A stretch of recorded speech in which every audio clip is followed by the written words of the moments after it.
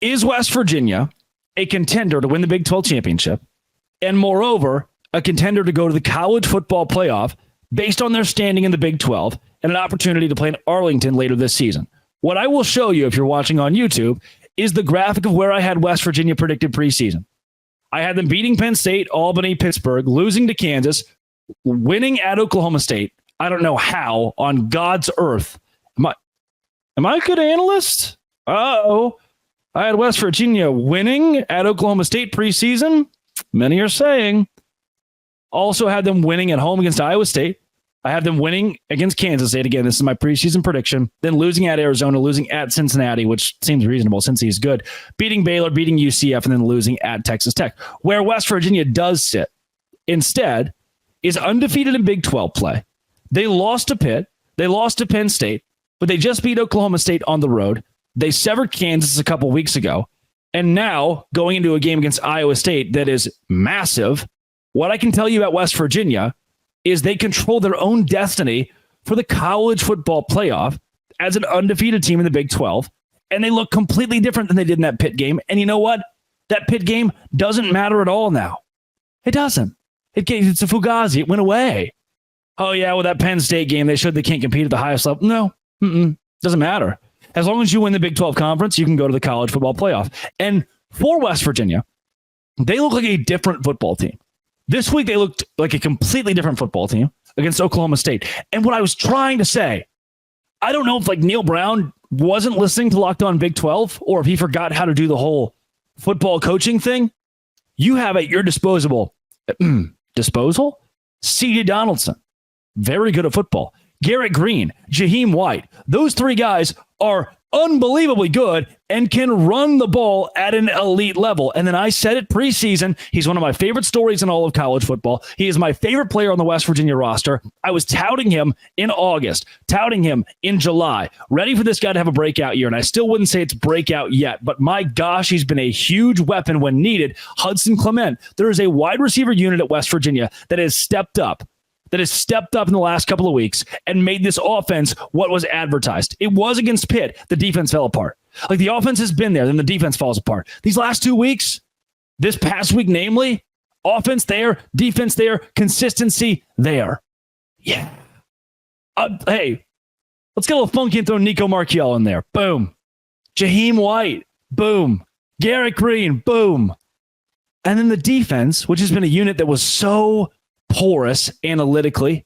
The metrics were not good, both in the early non-conference slate and especially preseason on paper. West Virginia was not good defensively. Now they're better. Great? No. Better. 47th in the country, EPA rush. 47th in the nation. Against the EPA drop back, a la pass, 123rd. Now, they bottled up Alan Bowman, which most of us could. And still, I'm worried about the defense. You should be too. I know they were a lot better this past week, but they're 94th in the nation and allowing third and fourth down success. That's not very good. The offense, though, 21st in the country in efficiency in the passing game. 70th in the rushing game is not great, but that's improving. They're becoming more consistent. And that's kind of the double-edged sword of this, is what I see of West Virginia, the eye test, watching these games, they're a very good team. What I'm not getting yet, what they're not producing yet, are the metrics, the percentages, the eye test. Sure, the actual hey, if we're going to break down how good of a football team this is, that's where it gets a little tough. They're projected to lose 34-21 against Iowa State this week, mostly because Iowa State has one of the most balanced offenses in the entire country, and certainly one of the best defenses overall in the nation. Let's do that. Let's play that game.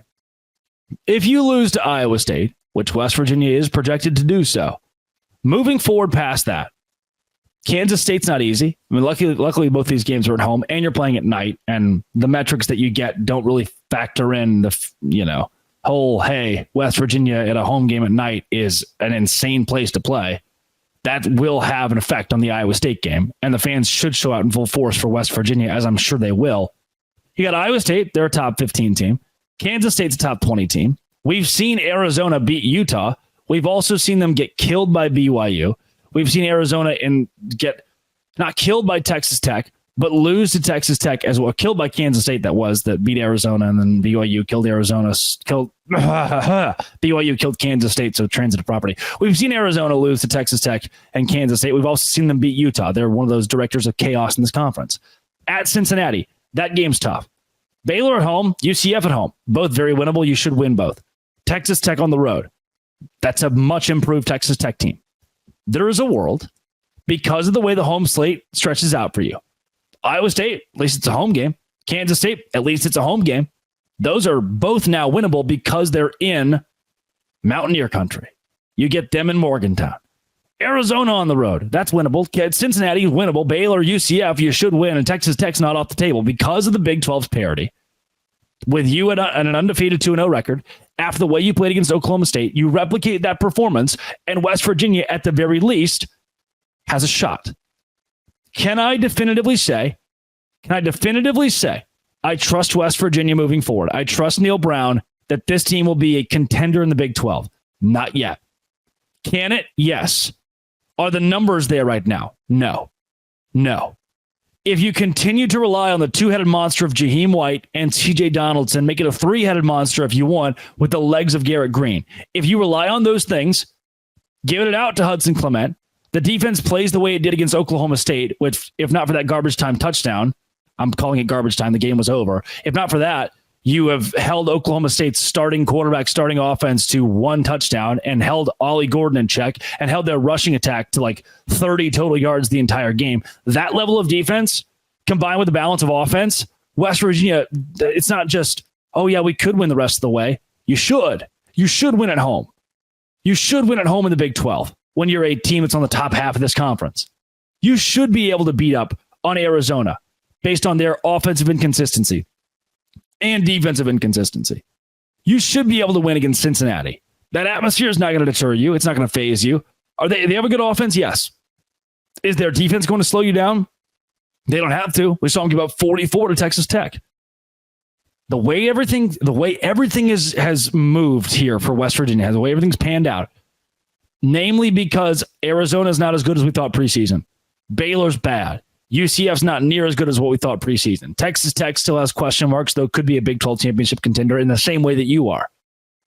All of that taken into account, West Virginia at the very least has a fighter's chance. And you give Neal Brown and those Mountaineers a chance, good luck.